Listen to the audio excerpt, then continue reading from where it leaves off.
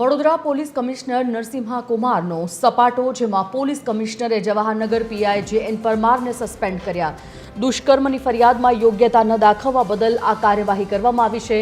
અનેક વખત પીઆઈ જે.એન. પરમારની કામગીરીને લઈને ફરિયાદો થઈ હતી।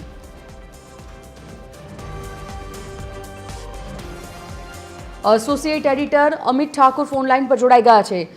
અમિત, પોલીસ કમિશનરે જે.એન. પરમારને સસ્પેન્ડ કર્યા હોવાના સમાચાર, શું વિગત છે અને શું છે આખો આ મામલો?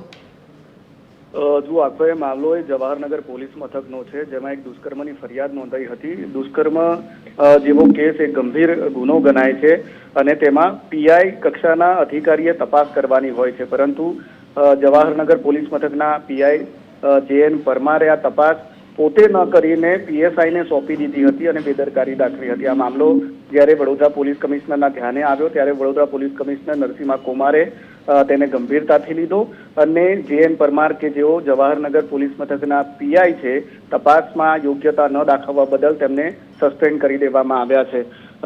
તેમના સ્થાને કોઈ અન્ય પીઆઈને ચાર્જ સોંપવાની કાર્યવાહી અત્યારે ચાલી રહી છે, પરંતુ આ ખૂબ ગંભીર મામલો છે। જે.એન. પરમાર જે પીઆઈ જવાહરનગર હતા, તેઓ અગાઉ પણ ઘણા બધા કેસોમાં વિવાદમાં રહ્યા છે અને તેને જ કારણે હવે તેમના પર વડોદરા પોલીસ કમિશનર દ્વારા કડક કાર્યવાહી કરવામાં આવી છે અને આ જે દુષ્કર્મનો કેસ છે તેમાં ગંભીરતાથી ન લેવા બદલ, યોગ્યતા ન દાખવવા બદલ તેમના વિરુદ્ધ કાર્યવાહી કરવામાં આવી છે। પોલીસ કમિશનર દ્વારા જે.એન. પરમારને સસ્પેન્ડ કરી દેવામાં આવ્યા છે।